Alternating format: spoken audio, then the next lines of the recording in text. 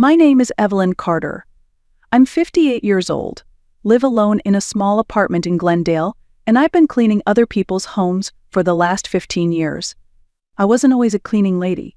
Once upon a time, I was Mrs. Thomas Carter, wife of a successful financial advisor, mother to 2 bright children, and the woman who held the household together like clockwork. But that was a long time ago. Last month, out of the blue, I received a text message from my son, Brandon. It simply read, "Mom, I'm hosting a dinner party for my birthday next weekend. Can you come? Saturday at 7. Brandon hadn't invited me to anything in years. His birthday celebrations usually happen in Aspen, or Cabo, or some luxury resort I couldn't pronounce, much less afford. I always sent a card with a modest gift tucked inside, a gesture rarely acknowledged. But this invitation was different. I texted back right away, "I'd love to. What should I bring?" He replied, "Just yourself. 124 Mulholland Drive." Of course, Brandon and his wife Amber had recently bought a home in the Hollywood Hills. I had only seen pictures on Instagram, sleek glass walls, sharp lines, and million-dollar views of the city below. It was the kind of house I'd cleaned before, but never stepped into as a guest. All week, I worried about what to wear, how to act. I settled on a simple black dress I once wore to a client's funeral. It was the nicest thing I owned. I had my hair trimmed and styled at the mall, nothing fancy. I even bought a small gift, a silver frame I found at a vintage shop, and inside it, a photo of Brandon as a boy, building sandcastles at the beach. It had always been his happiest place. On Saturday, I took the bus as far as I could, then called a rideshare to take me the rest of the way up the winding hills. The driver eyed me suspiciously as we passed rows of luxury homes. "Big party?" he asked. I smiled softly. "It's my son's birthday. He lives here." The house was even more extravagant, in-person floor-to-ceiling windows, designer landscaping, and a long circular driveway filled with expensive cars. I barely had time to catch my breath when the front door swung open. There stood Brandon, tall, poised, dressed in a navy suit that made him look like his father. "Mom," he said, his voice unreadable, "you made it." I stepped forward to hug him, but he didn't return the gesture. Instead, he moved aside and motioned for me to come in. "Everyone's out by the pool," he said. "Everyone?" I asked, suddenly nervous. He nodded. "Just a few friends from work, Amber's family, Dad and Heather too." I swallowed hard. I hadn't seen Thomas or his new wife in years, not since Sophie's wedding, where they sat at the head table while I was tucked near the kitchen with distant relatives. I forced a smile. "Oh, that's nice. I didn't know they'd be here." Brandon shrugged. "Dad helped with the down payment on the house. He wanted to see it."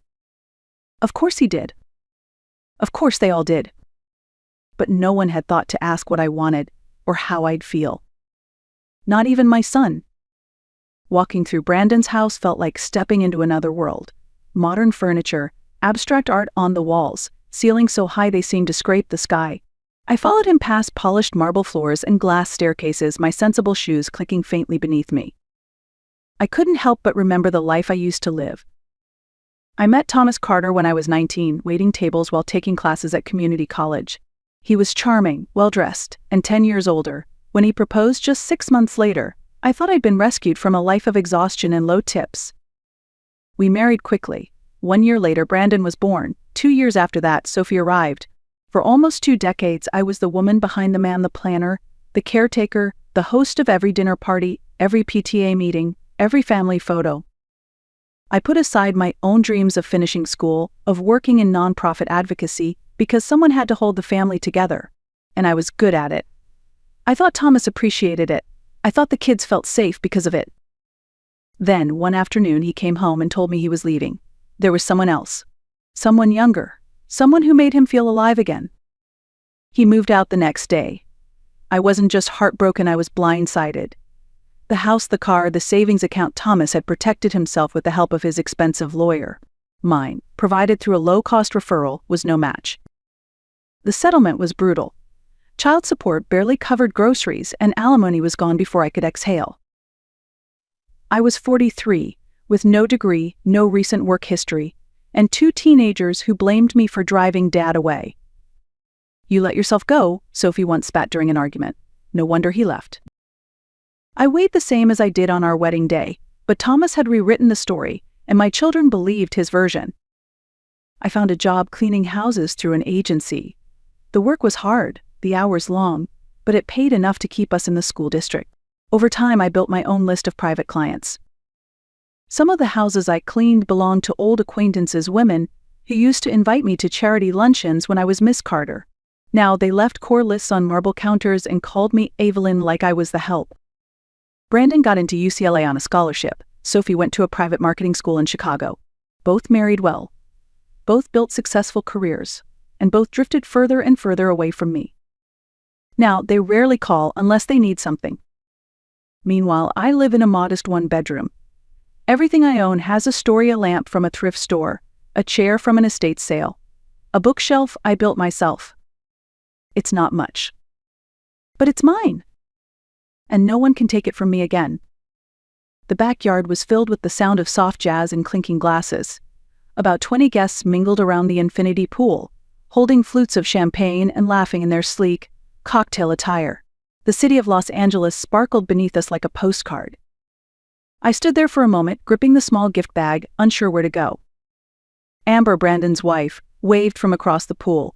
She was elegant as ever in a red designer dress that fit like a glove.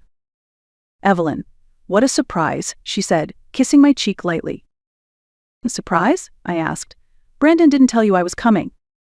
She smiled, a little too tight. "Of course he did." I handed Brandon the gift. "Happy birthday, sweetheart." He took it without opening it. "Thanks, Mom. I'll put this inside." He was already turning away before I could say anything else. I searched the crowd for Sophie, but she wasn't there. I hadn't seen her in months. She'd canceled our last 3 lunch dates, work, her husband's family, or a last-minute cold. I sipped the glass of wine Brandon had handed me, trying to keep my hands from shaking. I stood alone on the edge of the terrace, pretending to admire the view. The city lights were stunning, but they didn't warm the hollow feeling in my chest. Henry appeared behind me, just as polished as ever, his silver hair gleaming under the terrace lights. "Evelyn," he said, his voice still low and smooth, "you look well." "So do you," I replied. Then came Heather, his wife of 15 years. She smiled with the kind of smile that doesn't reach the eyes. "Still working with the cleaning company?" I nodded. "Yes, business is steady." There was a pause, awkward and thick. I asked about Sophie. "They're in Paris this week," Brandon replied casually, "joining us again. Fashion week. Work stuff." "Paris?" Sophie hadn't mentioned Paris when she canceled our lunch the week before. My throat tightened, but I forced myself to smile. That's wonderful for her. I wanted to leave. I didn't belong in this world. Their laughter sounded different now, more brittle, more hollow. The language of wealth had changed my children, shaped them into strangers. To them, I wasn't a mother anymore. I was a memory they didn't want to frame. I finished my wine quietly, standing like an ornament no one had asked for. And I waited just long enough to be polite before slipping away into the house, looking for a bathroom. Looking for a moment alone to breathe. The hallway was silent, cooled by central air and the absence of welcome. I wandered slowly, careful not to disturb anything, until I came across what looked like a home office. It was minimalist: glass desk, leather chair, a few tasteful sculptures. Everything in this room had a price tag I couldn't begin to afford. I was about to turn away when I noticed a framed photo on the desk. I picked it up, expecting to see a family picture, perhaps even the beach photo I'd gifted him earlier. But no. The frame held an image of Brandon, Sophie, Henry, and Heather posing beside a lavish Christmas tree. They looked perfect, polished, complete. I wasn't in it. My hands trembled as I set the photo back down. The message was clear: I wasn't part of the family they wanted to remember. I heard voices coming down the hallway and stepped out, nearly colliding with a group of young men. Brandon's friends, I guessed. "Sorry," I mumbled, trying to move past.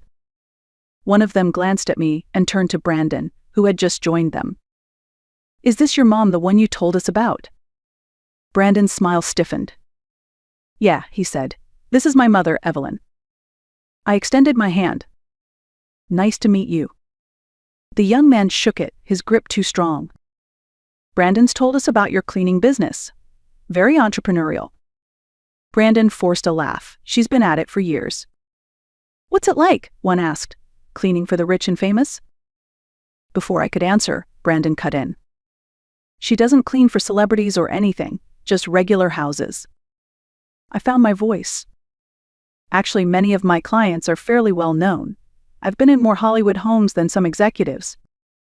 Brandon's face darkened. Mom, don't exaggerate.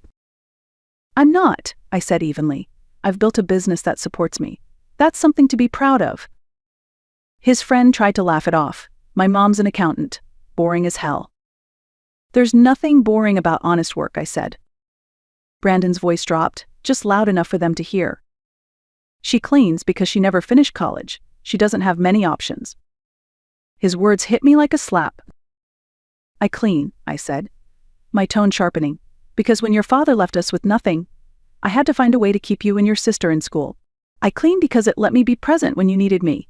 I clean because it's honest work, and I do it well. The silence was painful. Can we not do this now? Brandon hissed. It's my birthday. Yes, I replied softly, and I've felt unwelcome since I walked in the door. And just like that, the dam inside me cracked. Not out of anger, but clarity. I turned, walked past the infinity pool, past Amber and her picture-perfect guests, and left. No one tried to stop me. Outside Brandon's gate, I stood on the sidewalk with my purse clutched tightly, the city sprawling behind me. The house glowed like a monument to everything I'd once lost. I called a rideshare, slid into the backseat, and turned off my phone as it buzzed with texts. I didn't need apologies. I didn't want explanations. At home, I kicked off my shoes and poured myself a glass of wine. My apartment was small, but it was peaceful, filled with things I chose, not things I settled for. And that night, I decided something. For 15 years, I'd held onto a truth so heavy it warped my spine, kept me silent, kept me sacrificing. But not anymore. I went to the bookshelf and pulled out a small folder tucked inside a hollowed cookbook. Its inside was a name and a number I hadn't dialed in over a decade. I memorized it once just in case I ever got brave enough. And now I was. The man who answered the phone had a voice like stone. Worthington, he said. Mr. Worthington, it's Evelyn Carter. I think it's time we had that conversation. He didn't hesitate. Come by my office tomorrow morning. Lawrence Worthington was my ex-husband's former business partner. Years ago, before everything fell apart, Thomas and Worthington built a financial firm together. But when federal investigations started sniffing around, Thomas sacrificed Worthington's reputation to protect himself. Worthington had reached out to me quietly after the divorce, told me he had evidence proof that Thomas had hidden over $7 million in offshore accounts during our marriage. Money he should have disclosed in the settlement. I refused to use it. I thought protecting Brandon and Sophie from scandal was more important. I thought if I stayed silent, I was being noble. But silence hadn't bought me dignity. It had only bought their contempt. The next day, Worthington's office was everything I imagined: polished wood, leather chairs, a view of the city like a movie backdrop. I kept everything, he said, sliding a thick folder across the table. The documentation, the account numbers, he never knew I found them. I opened the folder. It was all there. Wire transfers, shell companies, statements from banks I'd never heard of. $7 million, and then some. Money Thomas had stolen. Money I'd scrubbed baseboards and toilets without. What do you want to do? Worthington asked. I closed the folder. My voice was calm, clear. I want justice. Not just for me, but for the version of myself I buried 15 years ago. That night, I slept deeper than I had in years. Because secrets rot your soul when they sit too long in silence. And mine was finally ready to speak. The following week, I called in sick to my cleaning jobs, a first in 15 years. I had work to do, but this time, it was for myself. I walked into the office of attorney Mitchell Crane, a man whose reputation preceded him. His floor-to-ceiling windows overlooked Century City, and the leather chairs in his waiting room probably cost more than my entire apartment. I paid his consultation fee in cash. Then I handed him the folder. He skimmed the document slowly, his expression sharpening. Mrs. Carter, he said finally, you have a strong case. Divorce fraud, especially in California, can reopen a settlement at any time if you can prove concealed assets. I can, I said. That's what this is. He nodded. You could be entitled to half the value of those accounts plus penalties. And if we go further, perhaps a portion of all assets he acquired since then: property, business equity, even the Malibu vacation home. I want all of it, I said. Everything that was mine before he buried it. Are you prepared for the fight? Because this won't be quiet. He'll come after you with everything he has. I smiled. I've spent 15 years cleaning other people's messes. I'm not afraid of dirt. Later that afternoon, I sat across from Jessica Kwan at a small cafe in Venice Beach. She was an investigative journalist for the Los Angeles Times, known for unearthing white-collar corruption. I've been waiting for this story, she said, eyes fixed on the folder. I tried chasing it years ago, but it got buried. Not anymore, I said. I explained everything: how I'd stayed silent, why I was done protecting a man who'd built his fortune on lies. She promised a thorough investigation and not a word printed until every detail was verified. It would take weeks. I was willing to wait. By the third day of silence, my phone was buzzing nonstop. Brandon called, Sophie texted. I didn't answer. On the fourth day, Sophie was waiting outside my apartment. Mom, she said, rushing up to me. Where have you been? We were worried sick. She pushed past me into the apartment, her eyes scanning my small space like she didn't recognize it or me. You just disappeared, she said. Brandon said you walked out of his party, and then you wouldn't answer any of our calls. I set my purse and the folder on the table. Something did happen, I told her calmly. I woke up. Sophie blinked. Is this about what Brandon said? He didn't mean. He meant every word, I interrupted. And so did you, in your own way, for years. Her face flushed. That's not fair. No, I said. What's not fair is everything I gave up so you could succeed, only to be treated like an embarrassment. She sat, stunned. I stood unshaken. Your father destroyed this family, I told her. I'm just finally telling the truth. And for the first time, Sophie had nothing to say. 3 days later, the Los Angeles Times published Jessica Kwan's expose. The headline hit hard. Former financial advisor hid millions from ex-wife during divorce, documents reveal.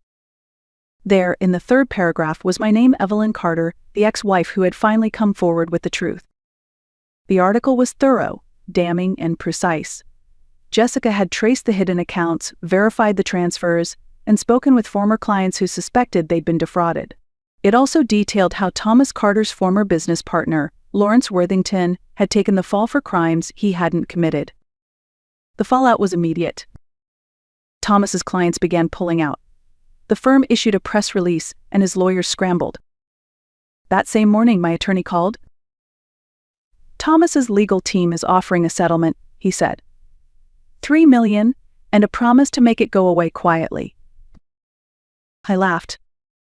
Tell them I want half of everything plus 15 years worth of lost dignity.